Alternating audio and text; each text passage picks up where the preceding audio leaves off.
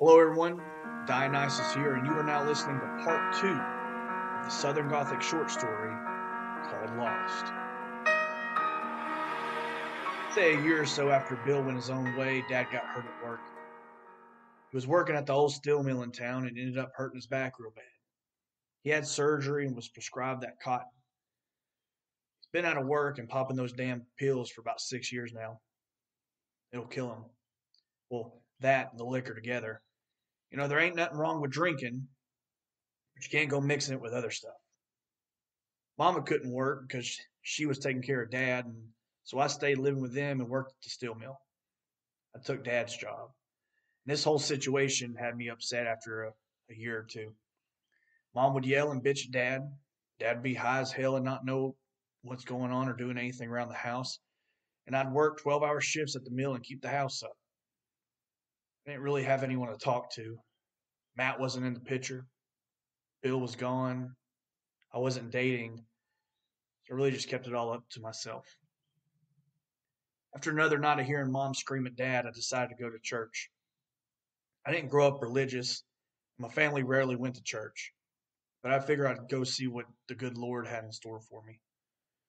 Woke up that Sunday, hungover. I had my morning beer and a cup of whiskey.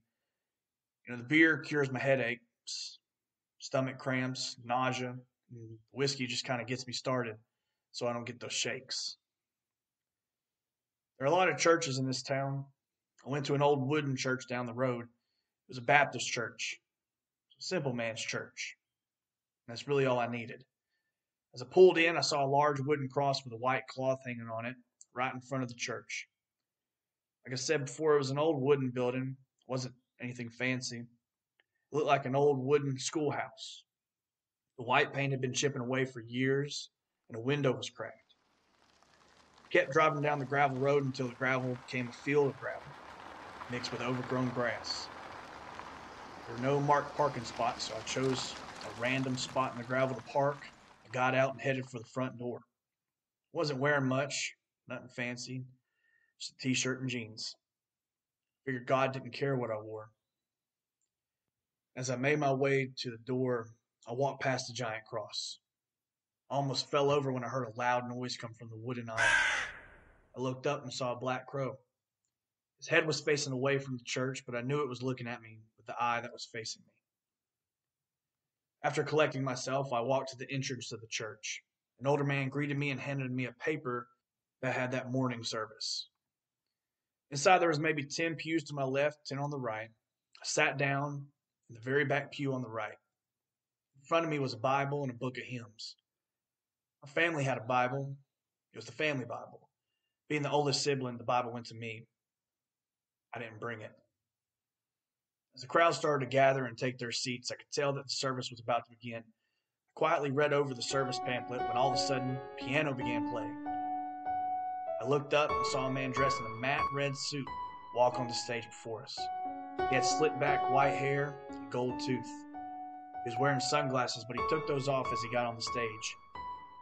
After the piano played, the choir sang, and the preacher greeted the congregation. The preacher told the story of Job and suffering. He told us that God chose the people who would suffer and those that would suffer the most because they were the strongest of God's children. As I listened, I was shocked.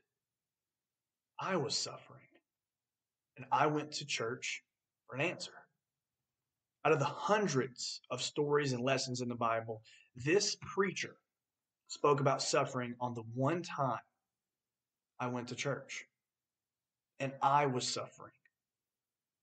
God must have seen me suffering and inspired this preacher to preach about Job and suffering. This preacher wasn't just preaching to us, he was preaching to me. I felt a rush of chills go through my body. I felt God in that church, and I felt him with me. As the sermon ended, I felt compelled to speak with this preacher. I wanted more guidance. I wanted help. I wanted to learn what to do about my family and myself. Maybe God was calling me to speak with him. A man with a basket walked by me. I was the only one sitting on my pew, and I saw others in front of me pass it down the pew. As they had passed it down, they would drop money in it.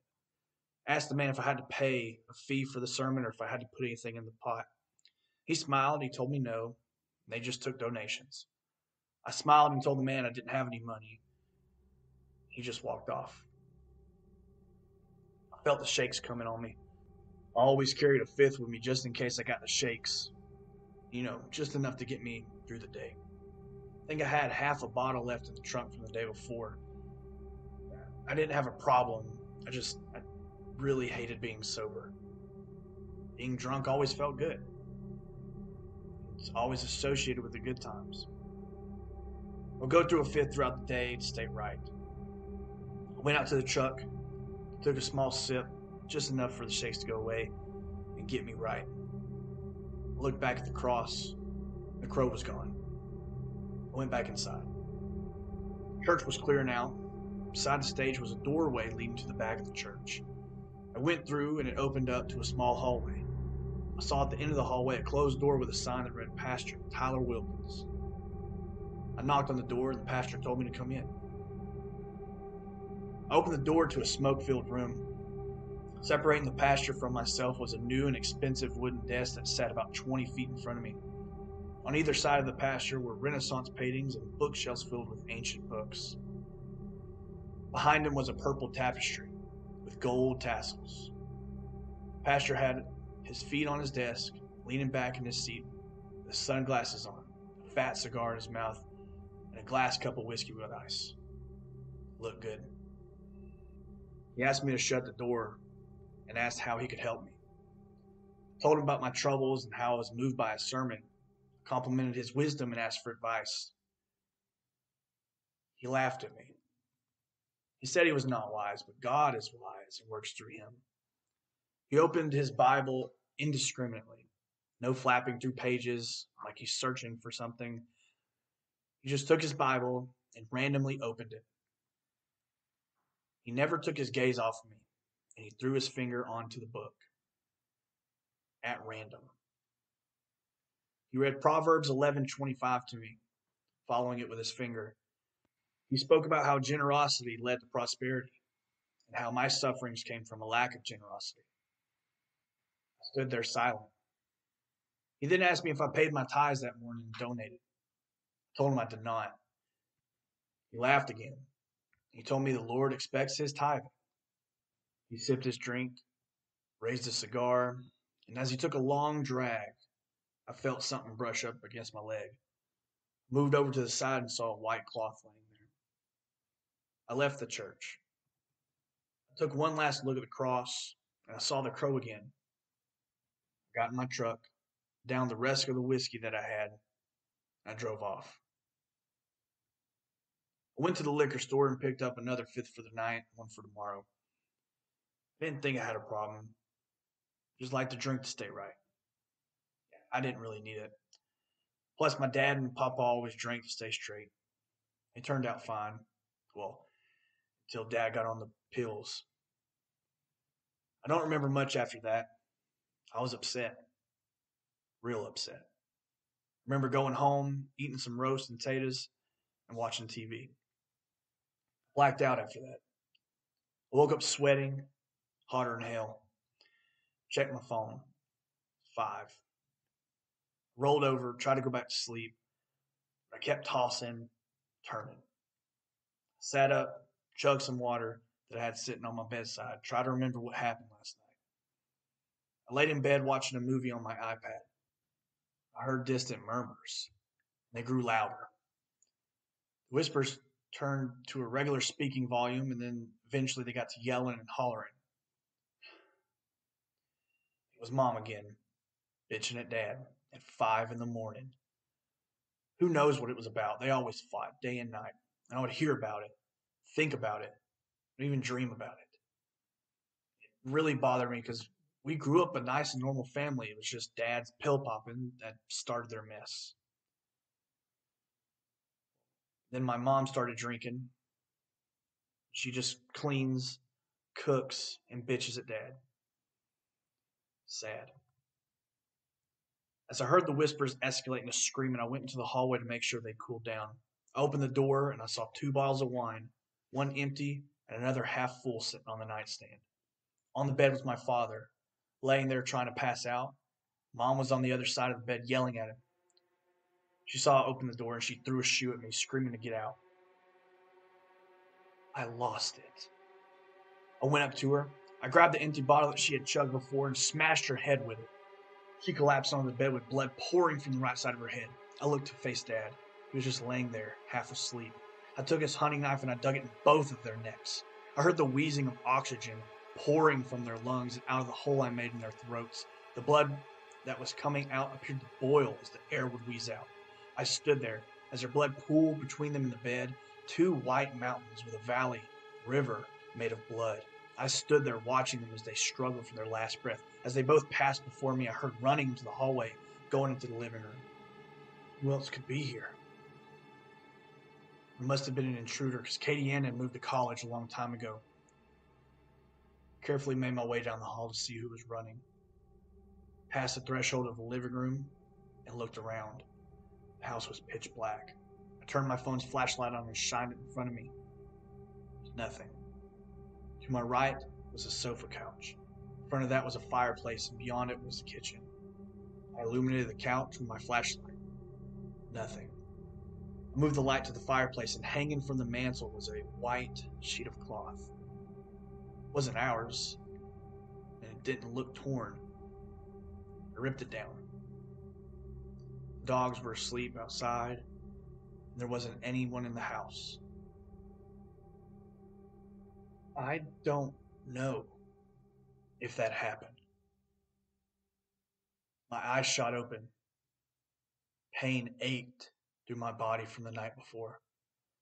The horrendous scene that seemed so real. Was it a dream?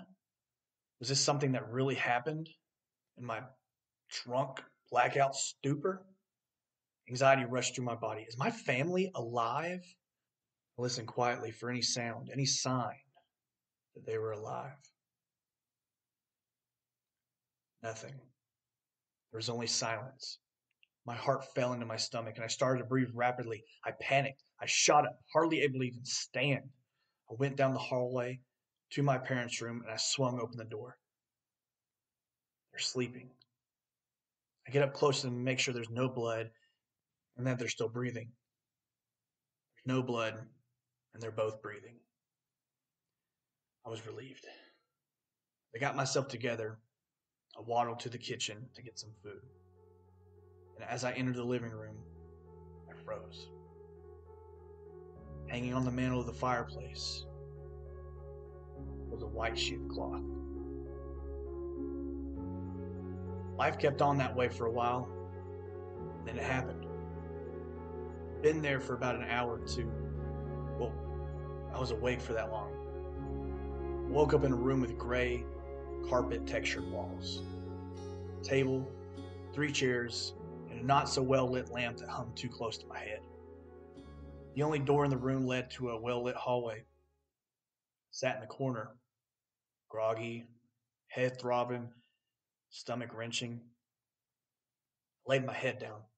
I heard the clapping of bare feet running down the hall to the room I was in. It was too much a wreck to even pay attention. I kept my head down. The pitter-pattering of bare feet grew louder and louder, my head throbbing a little more than the last with every step crashing on the hallway floor. The gradual increase of footsteps stopped immediately outside the door. I could hear it. More annoyed than anything, I kept my head down. Out of nowhere, I experienced a gut-wrenching, nauseating anxiety sweep over me. I shot up and saw a boy standing in the doorway. He was clothed with a white cloth, and he was staring at me. His gaze was unblinking and felt like it was looking past me. It was looking through my eyes and into me, into my soul. I couldn't look away. The well-lit hallway faded into a dim aura. The low lamp inside the room shone no light. The boy kept staring at me, and I couldn't look away. He looked into me. All the lights were growing dark. Everything was tunneling. I felt lost. I was a gambler who had sold his life away. I was a debtor with no recourse. My last leg had given out. I went too far, and I was lost forever. A tear fell down the boy's cheek. He hung his head, he turned to his right, he slowly walked away. He never told me what I did, and I don't really care. I haven't talked to my family in the years that I've been sitting in this cell. Dad, Mama, Katie Ann, nobody. The only part of my old life that's left is the boy who haunts me, crying with me